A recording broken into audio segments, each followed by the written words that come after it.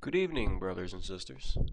I am Father Mullen, probably one of the only actual preachers of Satan you'll ever encounter.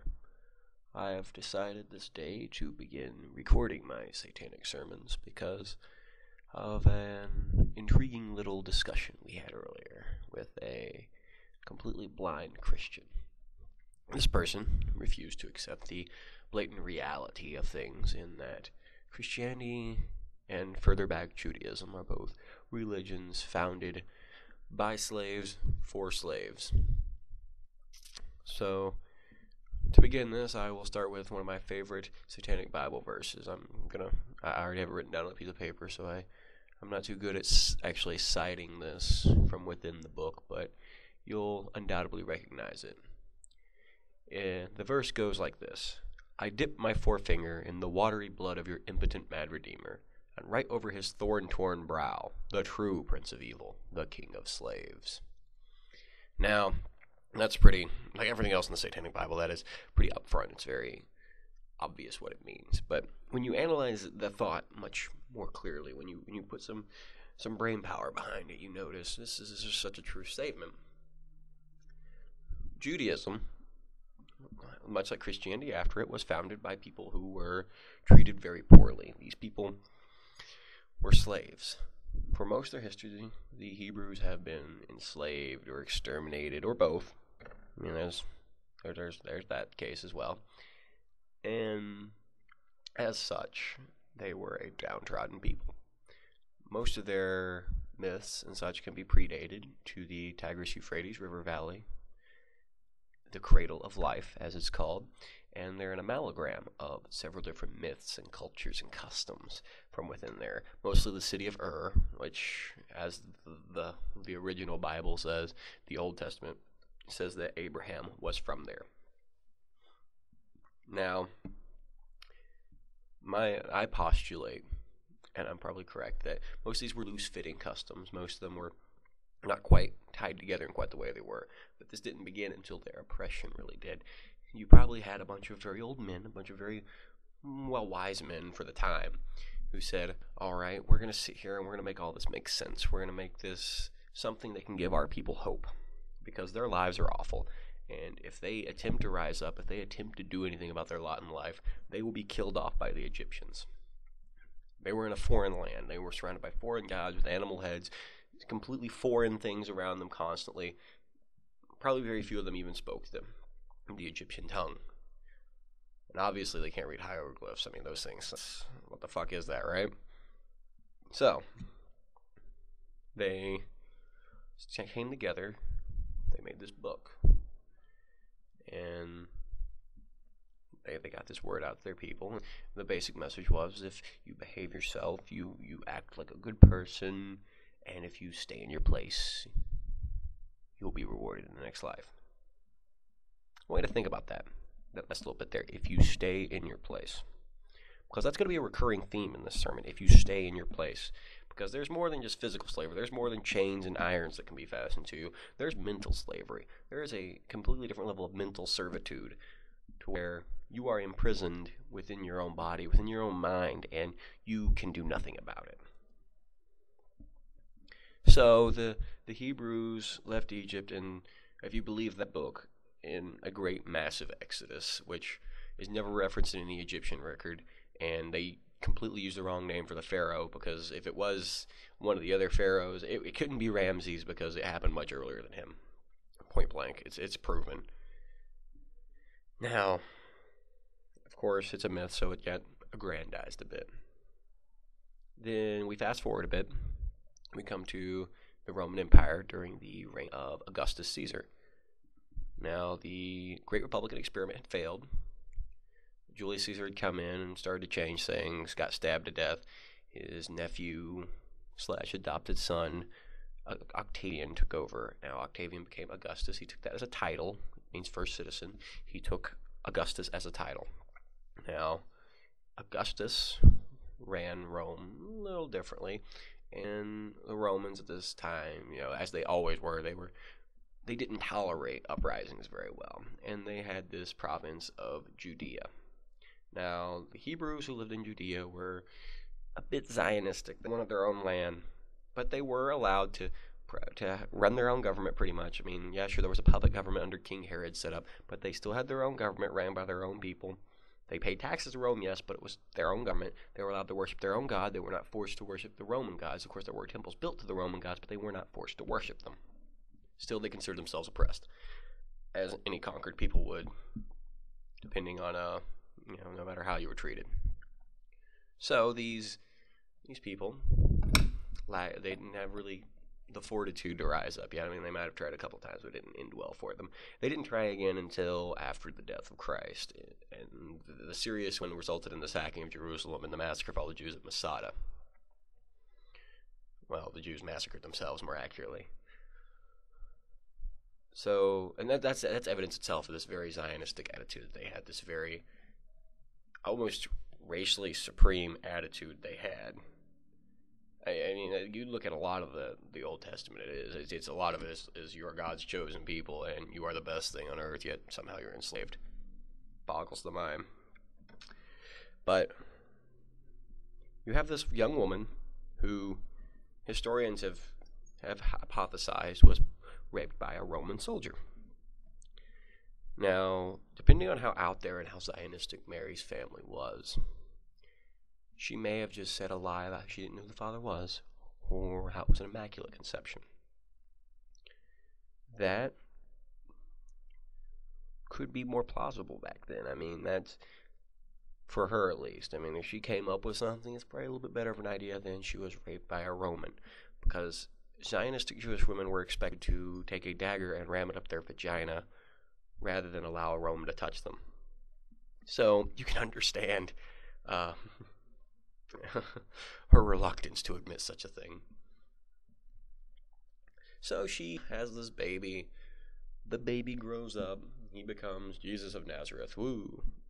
Carpenter extraordinaire.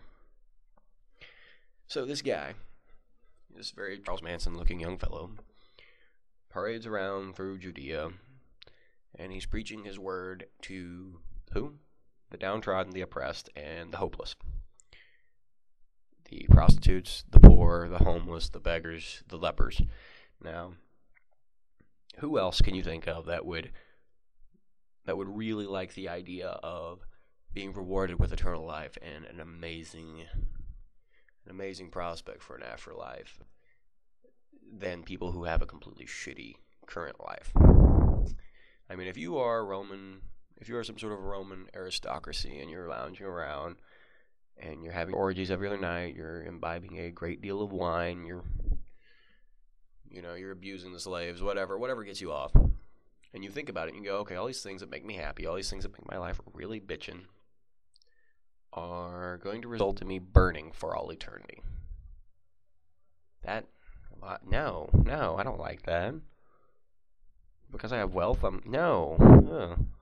Because I can afford to live the way I want to? No. And if you look at it, you're really going to notice it makes no sense. Like, how are you going to reward people with things? If all the things they're doing on earth that feel good and make them feel happy and bring happiness are punishable somehow. Even the very basic act of mating, of procreating, that's a big time sin, no. So what do you reward these people with? They never actually come out and say that. I mean, of course, there's all the later myths and stuff like the roads are paved with gold. Well, that makes no sense because you say that a rich man, eye of the needle, camel, all that story. You say that a rich man pretty much can't get into heaven. Okay, so that's not going to happen. You obviously don't approve of people having sex, so that's not going to happen. Plus, a blowjob in heaven could be a little weird, a little risque. But how do you reward these people? Obviously, they have to keep a little, shiesty on that, because you can't really promise a genre reward that's going to make everyone happy. You can promise a mansion for every man. Wait, that doesn't make sense either. So they pushed this, and I imagine it was hugely popular with the lepers. I mean, someone whose penis falls off needs something to believe in. And then Jesus gets crucified, does nothing to try to save himself, gets beaten, tortured, and knowing the Romans, they were kind of a bunch of perverts, probably raped a couple of times. and he gets crucified. Doesn't even try to save himself. He is the firmest advocate possible of staying in his place. He just accepts the status quo and lets them do what they want to him. And somehow this is supposed to set a good example for your children. Just let the bully mug you. Then you go forward a few more years, a short jump forward in history, really, when you consider the broad view of things. You get to the Roman Empire collapses, Roman Church becomes the unifying agent of Europe. And this whole thing becomes, this whole Christianity thing starts to really catch on. And you know why? Because every single one of these monarchs who previously had subjects under the old gods, especially the Nordic gods, Celtic gods, etc., these gods who, yes, you do believe in fate, but at the same time, it's transformable. Prophecy is only as good as you can, as it's in your hands if it's true or not. So these people need a way to control this populace because they don't have the resources the Romans did. They don't have the armies, they don't have the men, they don't have the organization. So what better way than faith? Win the hearts and minds, as it were. So you put this out there. My authority comes from the Pope. The Pope's authority comes from God. So defying me, you are defying God. Now my knights are part of my authority. They're going to come to your house and they're going to rape your women, and you have to accept it, and you're going to pay 10% of your income to the church for the glory of them getting to rape your wife. Just, what the fuck? There were peasant uprisings in the Middle Ages and stuff, but they had these people so bought into this that they just accepted it. They were just like, okay, whatever, it doesn't get better than this here, but it'll be better in the afterlife. Because all these people, they have a unifying element. If you told any of them that they are just worm food after this, that there is nothing, that they're done, they're kaput, it would shatter them. It would shatter their existence, and that's all that holds them in this world. That's what keeps them from starting a shotgun if they were in the current day. That's the difference between the enslaved Hebrew and Kurt Cobain, is they knew. They had something that they were like, oh, this is blur. And so it just keeps them hanging on. And it keeps them in their place. It keeps them from elevating themselves. It keeps them from trying to do better. Well, you're only mentally enslaved nowadays. You are only held on to via chains of society, and you can do pretty much whatever you want if you feel the need to, as long as you're willing to accept the repercussions for your actions. And Nietzsche has a good rant about it, actually. God is dead. We killed him because we do not need him. And once you accept that God is dead, you know that all human law came from from one of the Old Testaments, or from one of the old commandments in the Old Testament, and that came from this God character.